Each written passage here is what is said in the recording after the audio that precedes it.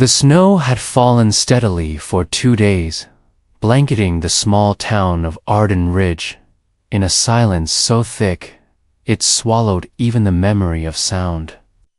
Windows frosted over like forgotten dreams.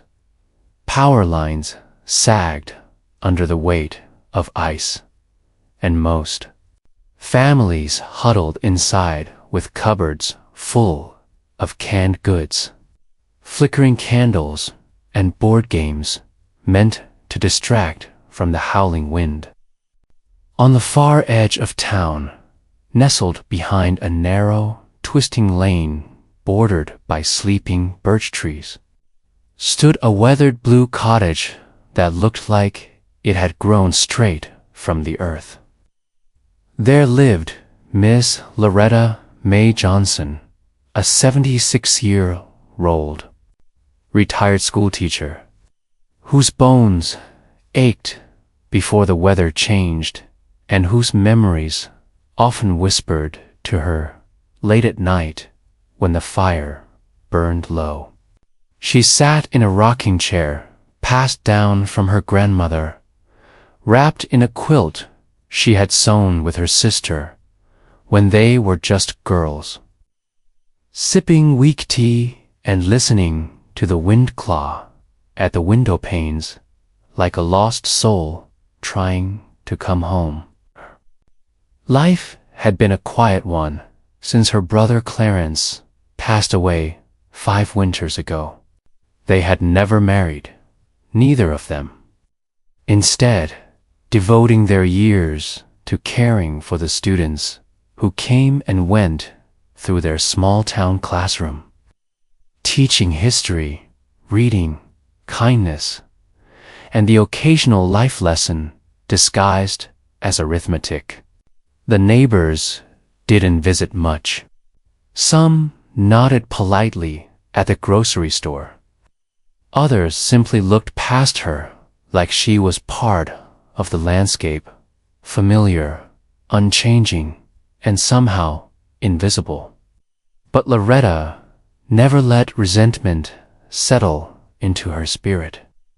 She believed kindness was a seed that grew quietly, even in frozen ground. That's why, when a frantic knock shattered the hush of midnight, she didn't hesitate. The sound was sharp and desperate, like someone trying to punch through the cold. Her heart stumbled in her chest, not from fear, but urgency, and she shuffled across the floor in her thick socks, unhooked the latch, and pulled open the door. A gust of frigid wind slammed into her, tearing at her nightgown. But what she saw made her breath catch in her throat. A young white man in his 30s stood on her porch, his face flushed and raw from the cold, his brown eyes wide with exhaustion.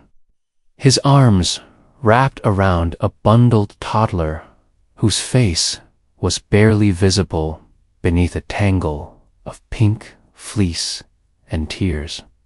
Behind him stood a woman's limb, shivering and ghostly pale, her coat unbuttoned, her blonde hair caked with snow, her eyes darting like someone chased.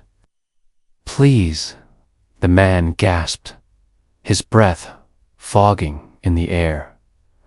"Our car slid off the road. We've been walking. Please, just for the night." Loretta didn't blink, didn't ask for an explanation. "Come in, child," she said gently.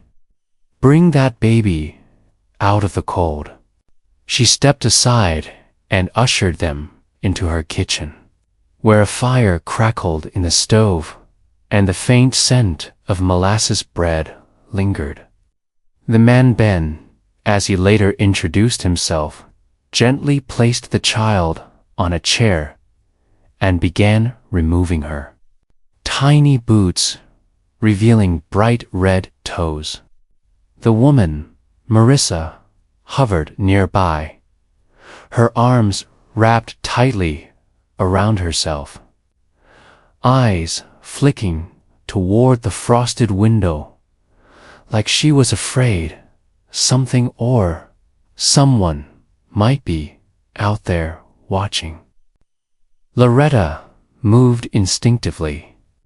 She fetched thick towels, a bowl of warm water for the girl's feet, and wrapped the child in one of her softest blankets. "What's her name?" she asked quietly. Ali? Ben said, his voice cracking with exhaustion. "She's 3. Loretta smiled at the girl, who looked up with glassy blue eyes, her lips trembling. "You're safe now, sugar," she said. "Miss Loretta's house is warm, and no snow gets past my door." Marissa's lips parted, as if to say something, but she only nodded, clutching her coat tighter. The storm outside screamed like a creature in pain, and the cottage groaned under the weight of snow. But inside, Loretta moved like she had done this 1,000 times before. She brought out mugs of warm milk with a hint of honey, slices of a bread she had baked that morning, and even let Ellie choose from her jar of peppermint candies. The child's face lit up for the first time, and something inside Loretta melted. Ben and Marissa sat on the couch, exchanging glances that spoke of more than just weather trouble. There was something beneath the surface, something heavy. Marissa barely touched her milk and kept glancing toward the back door. Ben's hand stayed wrapped around hers tightly, like he feared letting go. Loretta didn't ask questions. Not yet. She had lived long enough to know when people carried more than cold on their shoulders. That night, after they settled Ellie down on a makeshift bed near the fire, and Loretta had given them clean sheets for the pull-out sofa, she retired to her room and listened. Not just to the storm, but to the soft murmurs from the living room. The walls in her old cottage were thin, but not enough to catch the words, only the tones, urgent, worried, regretful. At one point, she heard Marissa cry, and Ben whisper something about we had no choice. Loretta lay awake for hours, eyes tracing the shadowed ceiling, heart aching not from fear, but from curiosity and something older, an instinct that whatever had brought these strangers to her door wasn't finished yet. Still, she said nothing the next morning.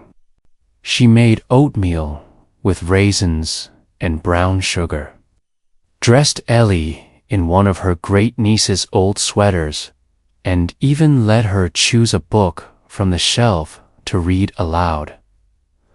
The storm hadn't let up. Snow fell like a curtain that refused to lift, and the radio crackled with warnings. Impassable roads, emergency services delayed, shelters full. They were stuck together for now. Loretta didn't mind. The cottage had known loneliness for too long, and the sound of footsteps, of a child's giggle. Even the anxious pacing of adult sit brought life back into the corners that had grown dusty with time. Yet something stayed curled inside her chest, a question she hadn't asked. Who were they running from? Because it was clear now they were running. She saw it in the way Marissa flinched at every noise. How Ben kept checking his phone, though there was no service. And how they both froze when Loretta mentioned her neighbor was a retired sheriff. "Nice man," she said absently while pouring tea. "Used to check in on me before his arthritis got the best of him." The way Ben's jaw tensed didn't escape her. Later that afternoon, while Ellie napped and Marissa helped fold laundry, Loretta gently said, "I don't mean to pry, but y'all seem burdened." Marissa paused, her hands stilled on a towel, and for a moment Loretta thought she might lie or change the subject. But instead, the young woman sat down at the kitchen table, her fingers trembling. "We didn't just slide off the road," she whispered. "We were trying to get away."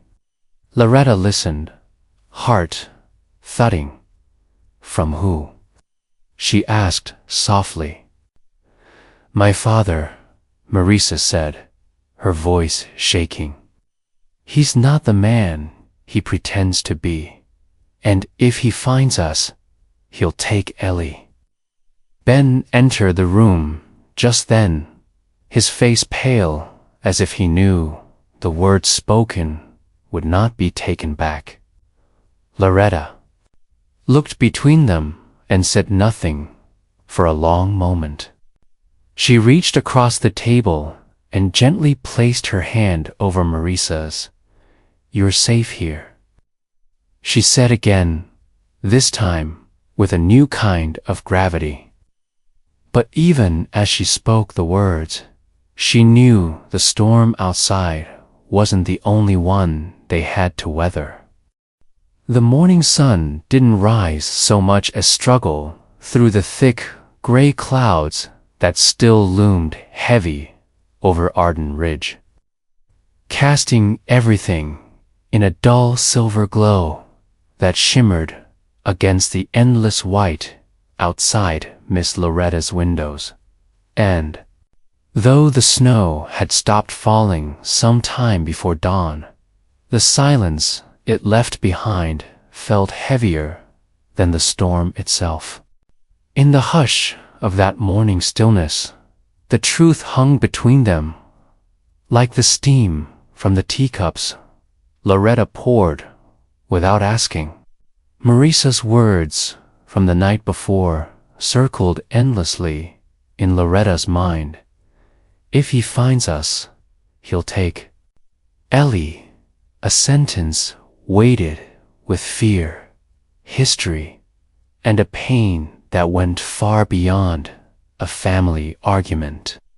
Loretta had seen enough in her 76 years to know the difference between panic and danger, and the look in Marissa's eyes told her they were entangled in something real, something dark and unresolved. Ellie was still asleep, curled under layers of warmth, one of Loretta's old shawls tucked gently around her like a promise, and Ben sat near the fireplace with his elbows on his knees, staring into the embers like they held the answers he needed, but was too afraid to ask for. Loretta moved, slowly, deliberately, as she always had, placing a hot pan of cornbread on the stove, stirring the grits letting the silence draw out until it became impossible not to fill it. Finally, Ben broke. "He's rich," he said, voice low, barely louder than the ticking of the kitchen clock.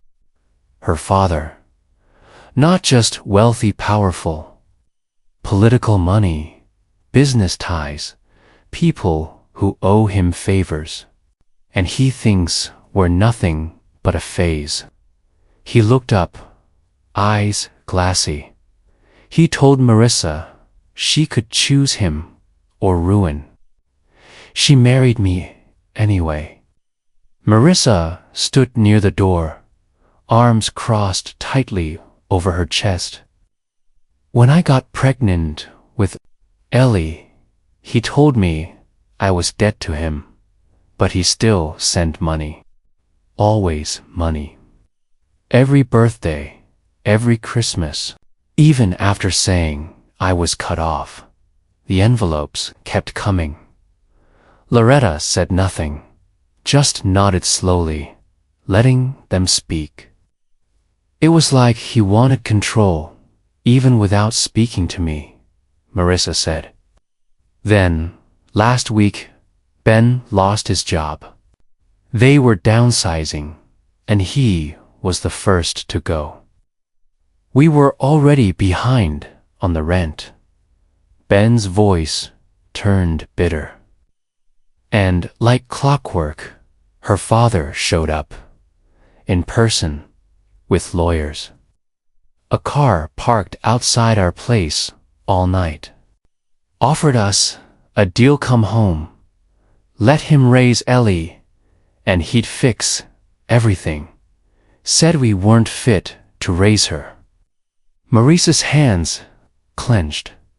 He didn't just want to help, he wanted to own her, like he tried to own me. He said he'd make sure we never saw her again. We packed a bag and left that night. She looked at Loretta, eyes wide with fear.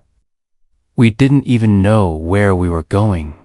We just kept driving. Loretta exhaled, deep and heavy, like a teacher holding back heartbreak for a child who just made a confession. "Some people don't understand love," she said softly. "They think it's about control, not care."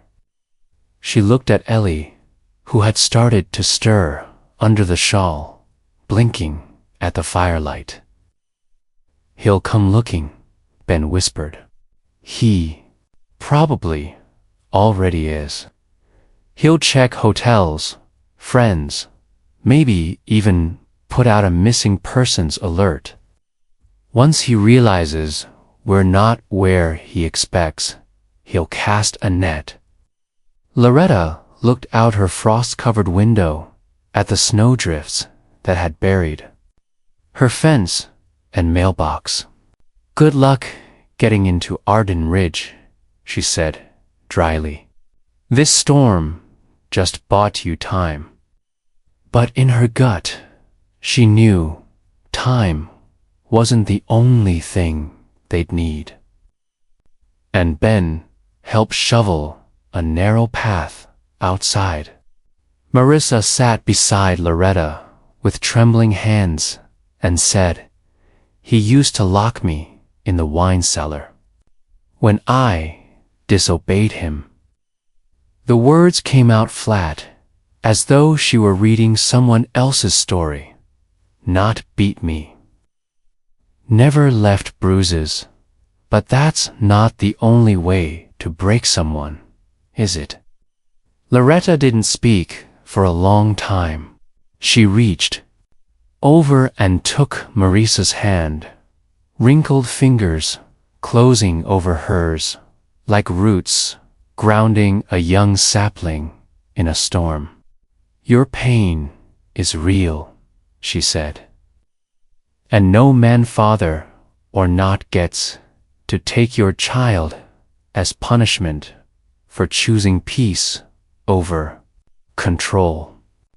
That night, they ate soup by candlelight and read to Ellie from one of Loretta's old children's books, her voice calm and steady.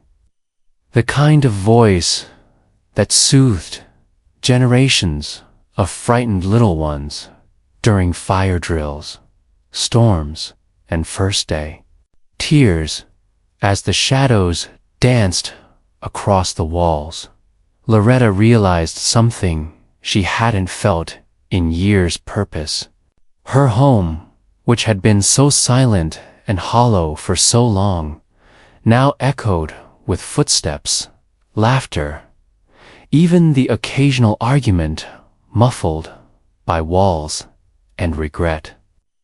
She remembered her brother Clarence once saying, "Sometimes God don't send angels with wings.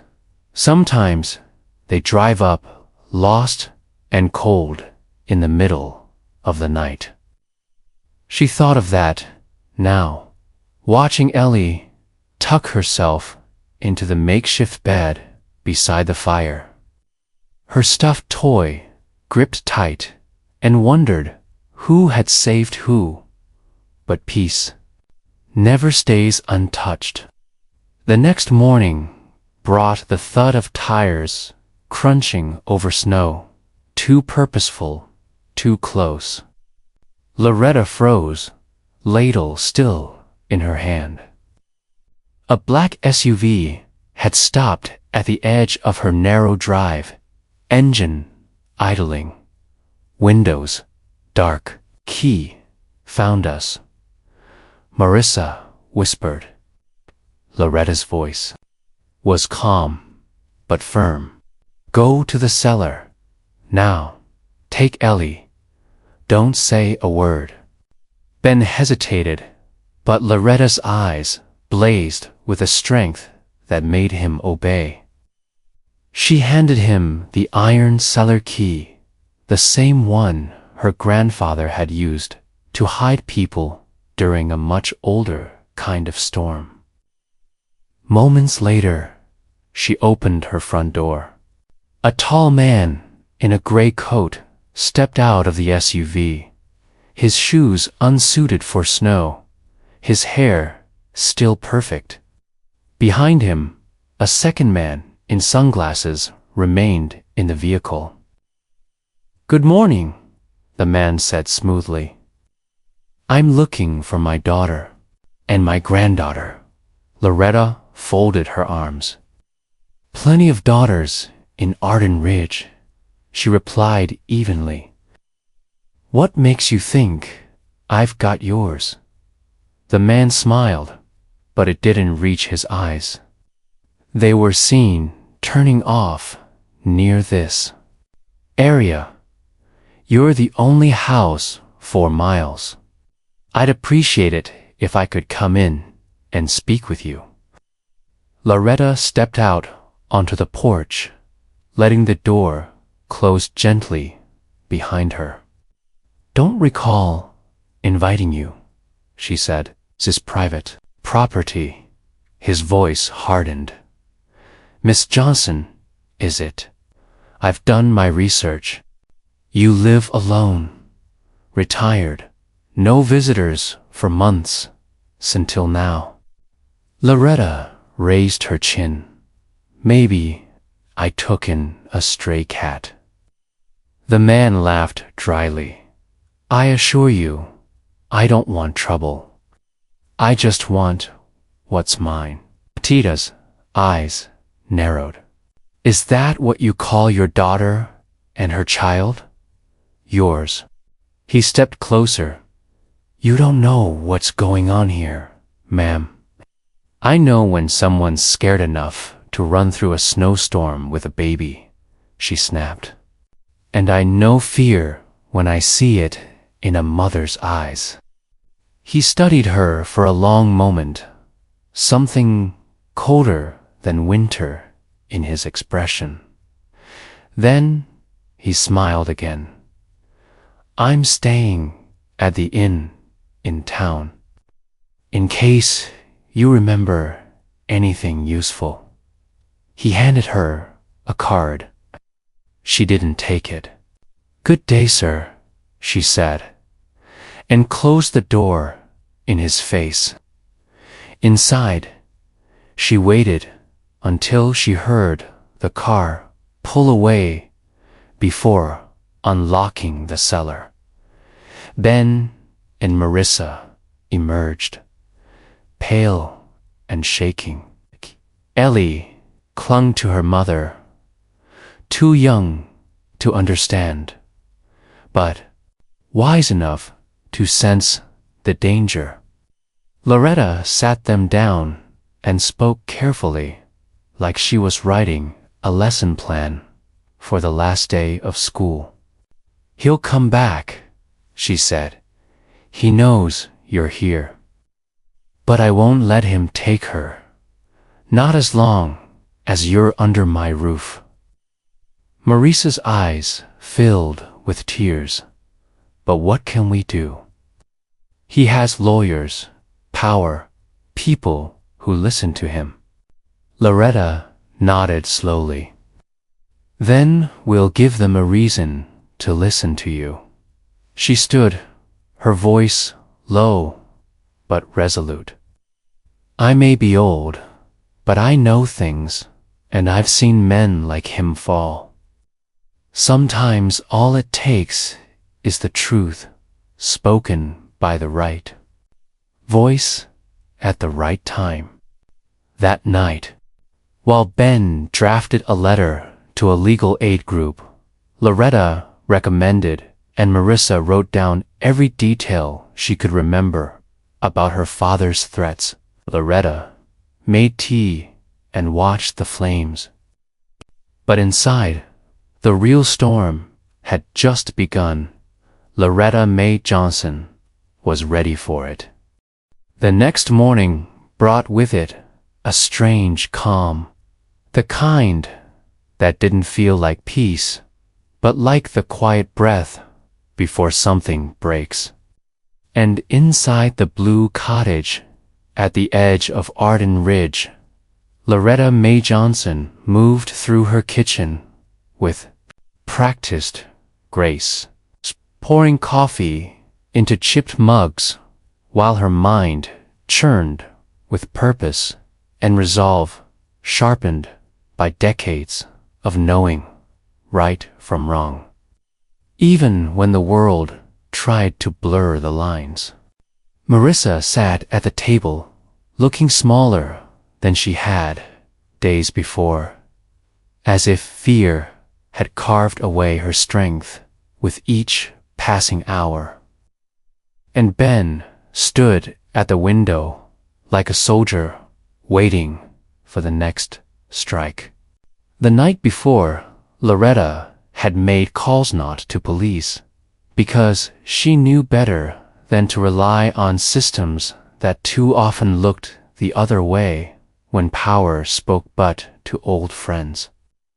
Former students who now worked in offices and legal clinics and had never forgotten the woman who taught them to read the fine print and to speak when justice was quiet.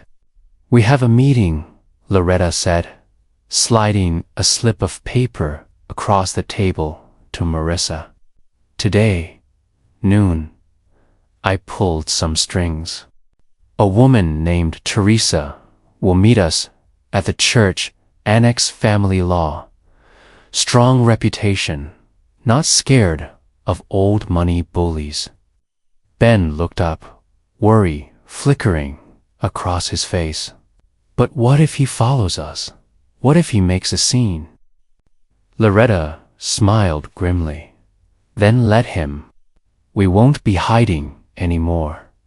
As they prepared to leave, Loretta helped Marissa gather papers, documents, even a few old photos of Ellie and notes that hinted at the manipulation Marissa had endured. carefully. Worded emails from her father, bank statements showing unexplained account access, and even a birth certificate with her father's name added in handwriting that didn't belong. They packed quickly, hearts racing with the rhythm of defiance and fear, and drove slowly through snow-lined roads that cut like pale scars through the woods. When they arrived at the annex, a modest brick building behind the church, they were greeted by Teresa Jenkins, a black woman in her 40s with a confident voice and eyes that didn't flinch when Loretta explained everything. For the next 2 hours, Marissa spilled the whole story, how her father had offered her money in exchange for obedience, how he showed up with lawyers and threats, how she fled with Ellie because she knew staying meant losing her daughter piece by piece. Teresa listened, asked questions, took notes, and finally said, "You're not crazy, and you're not alone. I've seen men like him. They build empires on silence. We're going to make noise." Meanwhile, in town, Charles Whitaker, the man who had once held his daughter in a wine cellar and now sought to take her daughter from her, sat in the lobby of Arden Regis, only in, scrolling through his phone and muttering into calls with people who were failing to locate the fugitives he claimed were unstable. But what he didn't expect was the call that came next from one of his own political allies, who told him, rather awkwardly, that news of a potential custody battle involving coercion and threat had just been flagged by a legal watchdog group. "Might want to lay low, Chuck," the man said.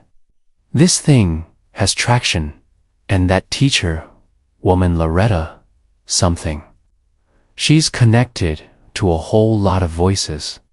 When Charles slammed his phone down and stormed out of the inn, his polished shoes skidding slightly on the icy steps, he didn't notice the camera peeking out from a news van parked quietly across the street, called in by one of Loretta's students who now worked for a local affiliate, eager for a real human interest story. Back at the annex, Teresa handed Marissa a folder, temporary restraining order filed, emergency custody petition in motion. We'll use his threats, his sudden interest, his past behavior. Judges don't like grandfathers who wait 3 years and then try to own their grandchild like real estate. Marissa blinked back tears, overwhelmed. Ben hugged her tightly. "Thank you," she whispered to Loretta. "We never could have done this without you." Loretta smiled, though her eyes were tired. "You're doing it. I just opened the door." That night, as they returned to the cottage, the mood was different, hopeful, electric, nervous.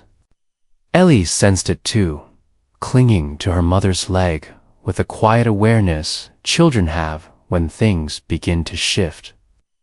But peace didn't last long. Just past midnight, another knock echoed through the house, not frantic like the first night, but sharp and calculated. Loretta answered it, knowing who she would find. Charles stood there, alone this time, his coat dusted with snow, his eyes gleaming not with rage, but with something worse calculated charm. "I'd like to talk to my daughter," he said. "You can't keep her from me." Loretta stood, tall, not moving. "You've got 5 minutes on my porch. Then you leave." Marissa stepped out moments later, wrapped in a shawl, her hands clenched. "I know what you're doing," Charles said. "Dragging my name through the mud, filing papers like I'm some kind of criminal. I'm your father." Marissa's voice trembled, but it didn't break. "You're a manipulator, and I won't let you do to Ellie what you did to me." He took a step forward. Loretta's voice snapped like fire. "That's far enough. She's done talking." Charles stared at Loretta, then smiled coldly. "You think you're protecting her. You don't know me." Loretta stepped forward, her eyes fierce. "No, but I know your type. And I've spent a lifetime teaching children how to stand up to men like you." He turned, jaw tight, and walked down the steps without another word. The next morning, papers arrived from Teresa. The court date was set, the restraining order granted, and the local news story aired featuring an anonymous source detailing how a wealthy businessman had tried to take custody of a child without legal grounds, using threats and influence. It spread faster than expected, catching fire online thanks to viewers drawn in by the contrasta, powerful man and a quiet cottage, where a grandmotherly woman sheltered a mother and child in the snow. Messages poured in from other women who had survived similar control, from attorneys offering help, from strangers donating money for legal aid. The tide had turned. At the hearing 2 weeks later, Loretta sat beside Marissa in a modest courthouse, while Teresa laid out every cent. Financial records, testimony from former employees of Charles who admitted he used intimidation to get his way. Charles showed up alone, smug and unshaken, until the judge began to ask why a man with no legal custody, who hadn't supported his daughter emotionally for years, was now attempting full guardianship. His answers wavered. Then the judge read a statement Loretta had written about kindness, about dignity, about how family isn't built on control but compassion. By the end, even the courtroom clerk had tears in her eyes. The ruling came swiftly. Sole custody to Marissa. Supervised visitation only if she approved it, and an official investigation into Charles's financial interference. Outside the courthouse, cameras waiting not for Charles, but for Marissa, who stood holding Ellie's hand, with Ben at her side, and Loretta just behind them like a quiet guardian angel. "She saved us," Marissa said simply. "We knocked on her door, and she didn't just give us shelter. She gave us a future." Back in Arden Ridge, the cottage returned to its usual rhythm, but this time it echoed with laughter, footsteps, the clink of dishes set for more than one. Marissa and Ben stayed on for a few weeks, helping around the house, fixing things long left undone.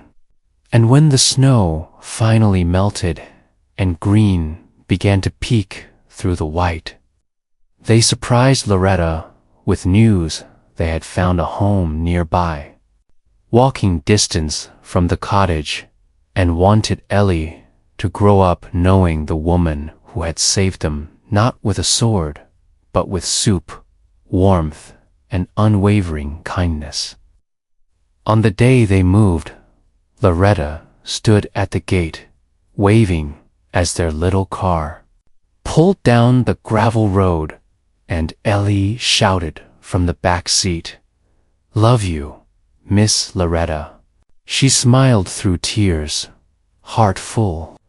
That night, as the stars returned to a sky now free of storms, Loretta sat in her rocking chair, quilt across her lap, sipping tea, and thought about how sometimes a knock on the door in the middle of the night isn't an emergency. It's a beginning, a new chapter, a second chance. And for the first time in years, she felt not alone, but surrounded by invisible threads of connection that had changed not just their lives, but hers forever.